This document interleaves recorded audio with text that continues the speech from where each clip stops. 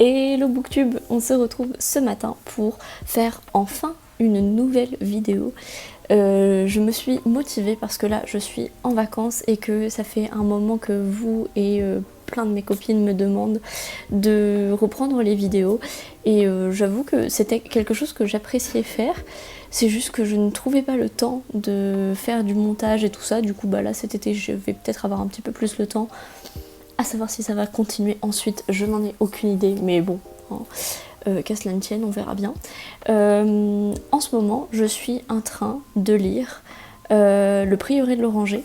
Donc, hop, je l'ai ici, qu'une copine de mon amoureux m'a prêté.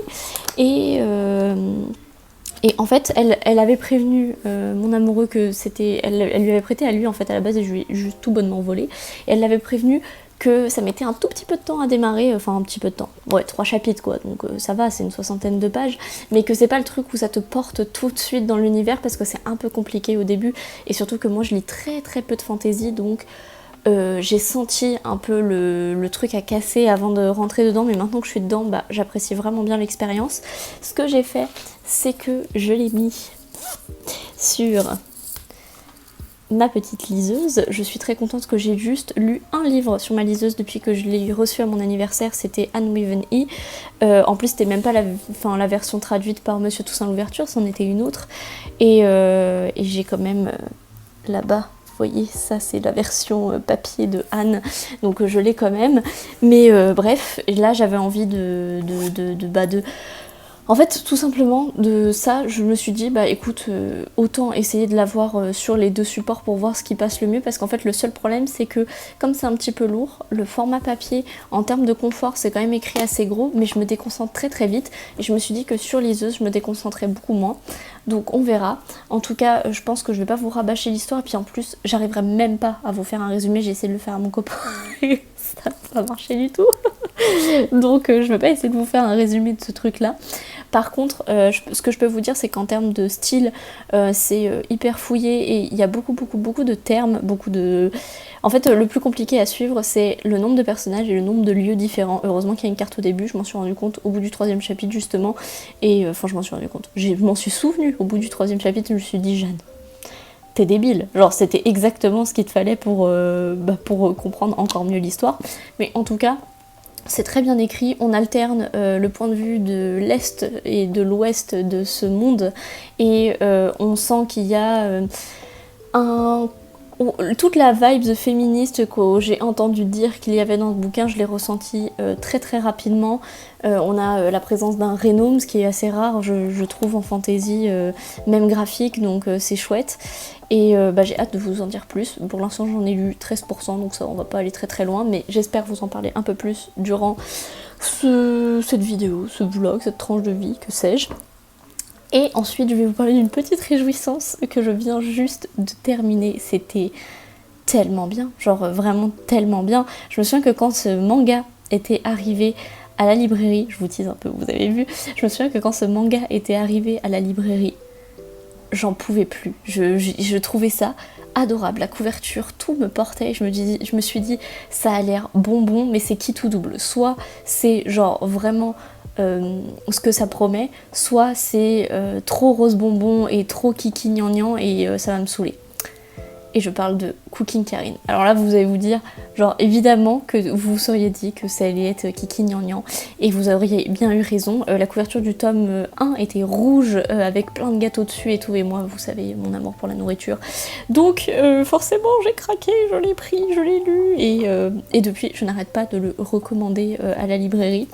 Ce que je vais faire un peu dans ces vidéos, c'est que je vais essayer de faire du tout public et de vous dire que si ce manga ne vous dit pas, pensez que si un jour vous avez un cadeau à faire pour une jeune fille par exemple, parce que là pour le coup, ou un jeune garçon hein, bien sûr, mais ce que je pensais, c'est que le truc, c'est que ça a été vachement estampillé en termes graphiques, et les Japonais font beaucoup ça, ils genrent beaucoup leur parution, donc évidemment c'est tout à fait accessible à un jeune garçon, et moi je dirais rien là-dessus évidemment, mais c'est vrai que ce sera plus facilement des filles qui vont se tourner vers ce genre d'ouvrage, malheureusement dans la société dans laquelle on vit aujourd'hui. Et pour le coup je trouve que c'est hyper positif parce que on a un personnage féminin principal qui est hyper enjoué, qui fait beaucoup de bien. En fait, on va suivre Karine qui est passionnée de cuisine depuis sa plus tendre enfance et qui ne peut s'empêcher de faire de la cuisine partout. Mais quand je vous dis partout, c'est partout. En cours de chimie, elle arrive à faire griller des chamallows, enfin c'est vraiment une passion et elle fait un peu du bordel partout à chaque fois qu'elle fait la cuisine parce que elle peut pas s'en empêcher. Et en fait, il va arriver un concours de cuisine sur YouTube, qui est notre YouTube à nous, et qui du coup est organisé pour celui qui gagnera aura le droit d'ouvrir son restaurant. Et c'est donc un concours de vidéos YouTube sur le thème de la cuisine et on va suivre Karine tout au long de l'histoire combattre et faire des matchs avec d'autres youtubeurs cuisine. Je trouve ça génial. Nous qui sommes sur Booktube et Booksta, on reconnaît vachement le côté communauté de niche d'un univers et je suppose que ça existe dans les youtubeurs cuisine aussi, donc c'est très parlant. Et même s'il y a un cruel manque de réalisme dans ce qui se passe parce que tout va trop vite, parce qu'il y a plein de choses, c'est pas ça l'important. L'important c'est l'engouement de Karine pour la cuisine, que son rêve c'est de rendre les gens heureux avec ses plats et c'est ça qui est trop mignon, c'est adorable. J'avais un peu peur parce que j'ai vu qu'il y avait un personnage masculin qui s'introduisait dès le premier tome et je me suis dit oh non, ils vont nous foutre un trope amoureux là-dedans et ça va devenir que ça et la cuisine va passer au second plan. Pas du tout. Pas du tout. Ce n'est absolument pas le sujet de cette œuvre-là. Le soupçon de sentiment n'arrive pas du tout pour les raisons qu'on croit et je trouve que c'est hyper positif d'avoir une héroïne qui est passionnée et qui se donne à fond pour sa passion et c'est tout. Il n'y a pas plus, il n'y a pas moins, c'est génial. Voilà. Du coup, je vous recommande vivement. C'est en 3 tomes. Du coup, là, c'est le dernier tome et j'avais un peu le cœur brisé de quitter cet univers et en même temps, je me suis dit qu'il en fallait pas plus. Franchement, si vous aimez les designs un peu rétro old school en termes de graphique shoujo, vous allez vous y retrouver. Et en plus, attendez, ce qui est trop bien dans ce manga, c'est que alors plus dans les premiers tomes, dans celui-là, il y avait plus de mots de l'auteur, elle en a profité pour remercier ses lecteurs. Mais en fait, évidemment, je ne l'ai pas retrouvé. Voilà. Hop, évidemment, il y a des recettes. Et qui dit recette dit en cuisine. On a très envie d'y aller, surtout qu'il y a une recette de glace élastique. Genre, c'est de la glace avec du mochi et du coup, ça rend de la glace élastique. Pour l'été, là, je suis là, genre, je vais aller acheter des mochis tout de suite pour en faire. La gogole. Enfin bref. Et bien voilà pour ce petit update. Du coup je suis toujours en train de lire ça. J'ai fini ça. Puis je vous parlerai de mes autres lectures manga. J'ai une petite pile à lire qui m'attend. Et dans la bibliothèque là, vers ici, j'ai tout... non par là, j'ai tous les Marmalade Boy à lire que j'avais acheté sur Vinted. Du coup, j'espère lire ça pendant mes vacances. Et puis je vais vous faire des petits plans, parce que je pars en vacances bientôt, je vais à Marseille, du coup il va y avoir des jolis plans à tourner. Enfin voilà, je vous retrouve dans un prochain plan. Bisous!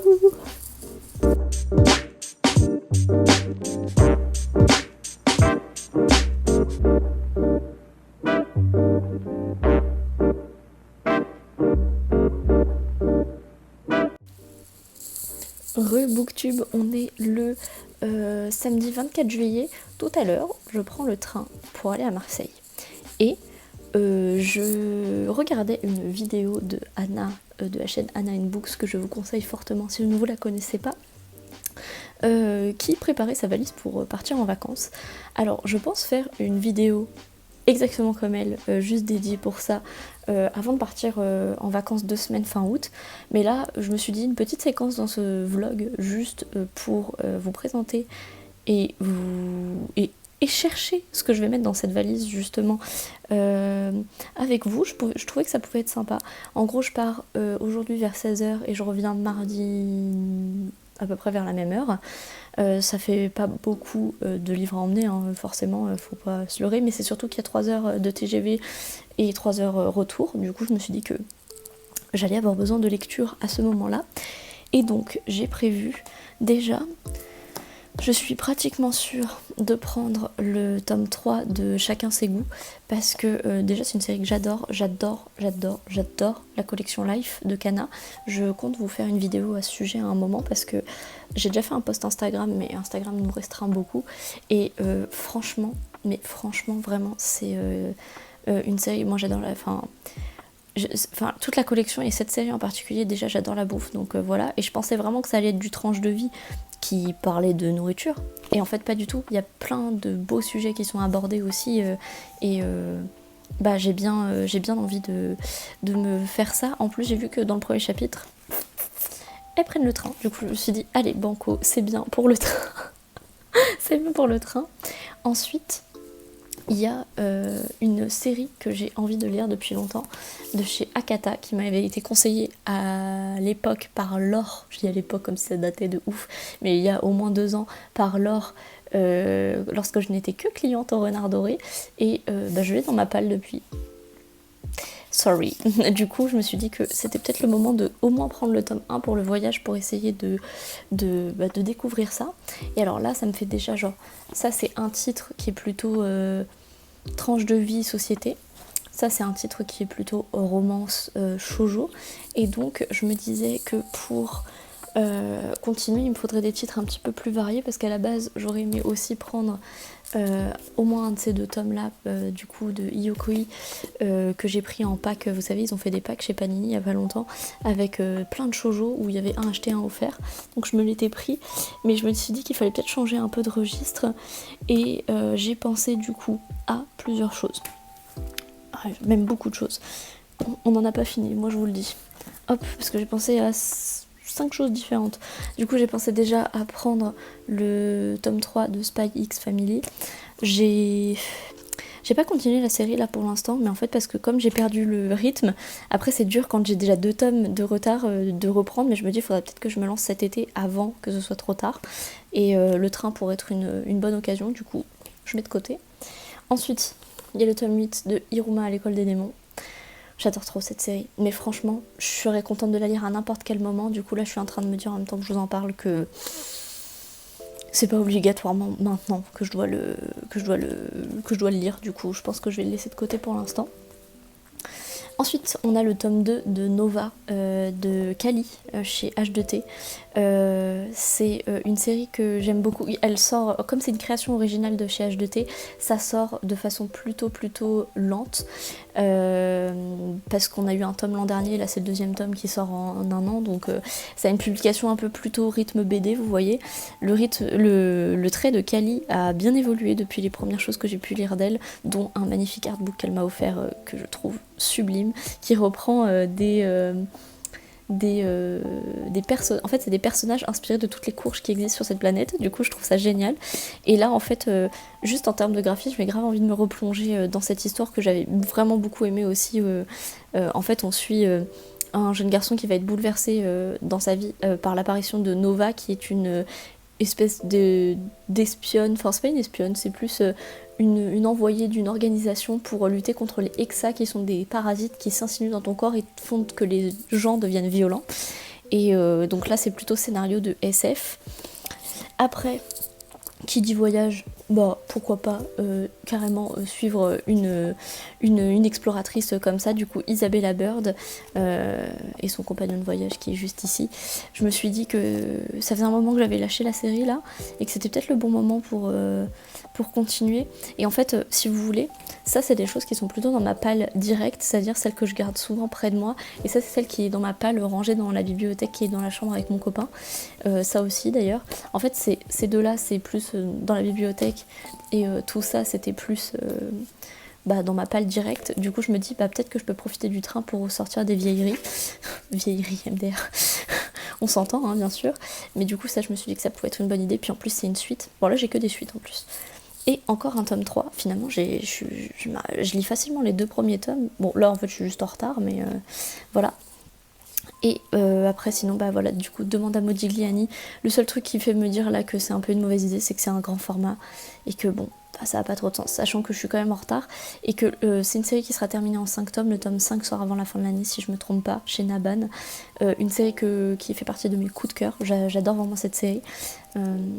Je pense que de toute façon vous en entendrez parler en vidéo à un moment. Je pense faire un tag, j'ai lu assez de séries maintenant pour me dire que j'ai de la matière pour vous faire des tags, du coup j'en ferai un je pense. Et mais du coup là c'est comme Hiruma, je pense que je vais le mettre de côté parce que ça n'a pas de sens de l'amener en vacances. Du coup on se retrouve avec ces 5 mangas. En soi, vous allez vous dire 5 mangas pour partir 3 jours, c'est beaucoup, mais je lis assez vite. Du coup, en fait, le truc, c'est que ça va faire Kitutu. L'autre jour, je suis partie voir Casho Japan, donc Alana à Niort, et j'avais pris, ouais, pareil, 4 ou 5 mangas en me disant, la dernière fois dans le train, quand j'étais partie encore voir une autre copine à 3, il y avait 1h30 de train, et j'ai dégommé très facilement 3 mangas.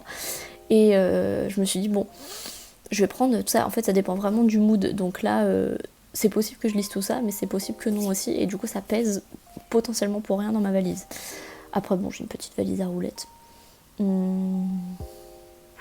Il faut réfléchir. En plus, cette séquence fait déjà 7 minutes, il serait temps de se dépêcher. Sachant que de toute façon, là, ce qui est pratique, c'est que là, en ce moment, en termes de romans, je lis toujours Le Prieuré de l'Oranger, que j'apprécie vraiment de plus en plus. C'est hyper frustrant parce que du coup, je l'ai pris sur, vous n'allez pas voir, avec cette magnifique pochette à livres de chez Carole 94, je crois que c'est ça, My Books Creation, c'est ça.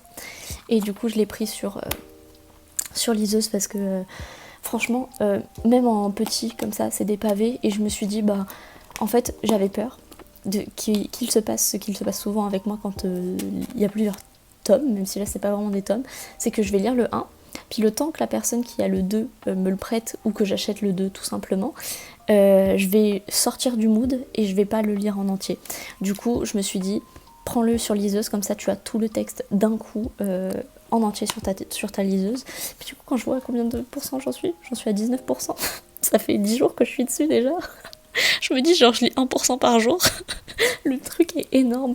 Mais vraiment, c'est une super bonne découverte. J'ai vu quelques coquilles en lisant sur la version numérique. Du coup, je sais pas si c'est lié au fait du passage au numérique ou quoi, mais en tout cas, bon, c'est rien de très très grave. J'en parlerai plus amplement quand j'aurai encore avancé. Mais là, le cœur de l'histoire est en train de s'ouvrir de plus en plus, et je commence à connaître à peu près tous les personnages, donc c'est pas mal.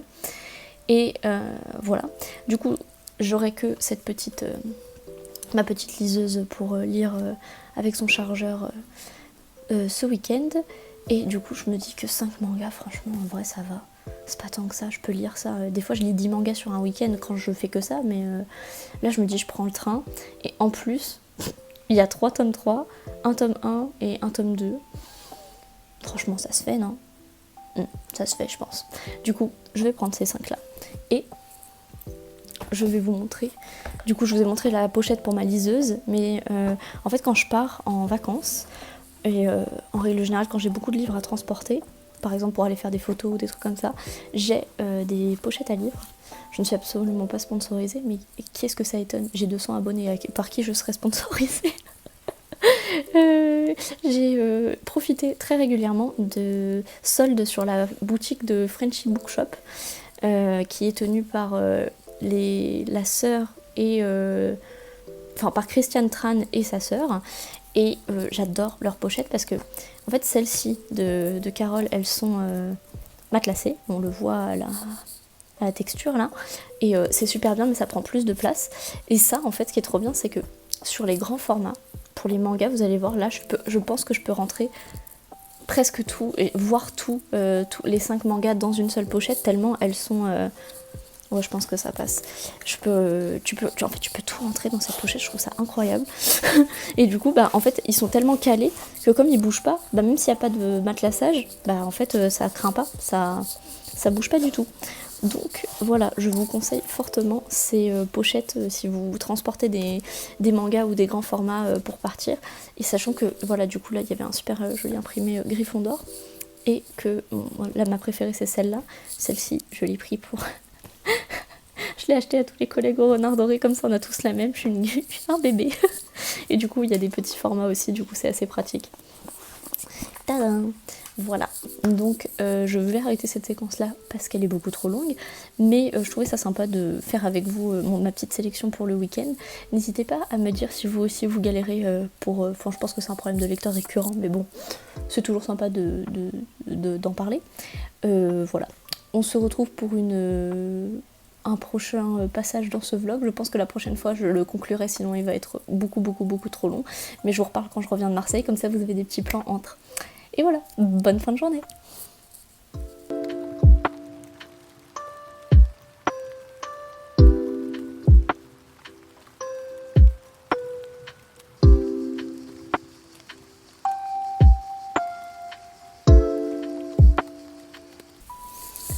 Coucou Booktube, on se retrouve le jeudi 29 juillet. Je suis rentrée de mon week-end à Marseille. Comme on peut le voir à la couleur de mon pif, même si là ça se voit pas trop, j'ai pris des couleurs. Et c'était un super bon week-end, très peu productif en termes de lecture, puisqu'on a été, je vous ai mis des petits plans, on s'est baigné, tout ça, machin. Et j'ai juste eu le temps de lire dans le train cette BD. Oui, vous allez vous dire, la meuf nous a fait un plan où elle prépare sa valise pour partir en week-end et elle lit un truc qui n'était pas dedans. Petite explication, après que j'ai fait cette séquence du vlog, eh bien on est allé en librairie avec Mickaël et mon copain. Donc nous sommes allés à la librairie Bulle en vrac et Justine, si tu passes par là, c'est son compte Instagram, c'est June Wonderland, m'a conseillé cette BD et mon copain, pour me faire plaisir, m'a dit est-ce que tu la veux pour le train. J'ai dit oui, je pense, et en fait il me l'a pris. Donc voilà, c'était super mignon et l'histoire l'est tout autant. En fait on va suivre une jeune fille qui vit avec son grand-père qui est un cochon sorcier qui fabrique toutes sortes de potions, de décoctions, tout ça, et ils vivent tous les deux ensemble. Mais il a toujours avec lui une espèce de petite fiole avec une espèce de flamme à l'intérieur. Il lui dit surtout il ne faut jamais que tu te sépares de cette fiole. Elle c'est très très important, mais en fait on sait pas trop pourquoi. Et on se rend compte que à un moment le grand-père, alors qu'elle est partie chercher des plantes, disparaît.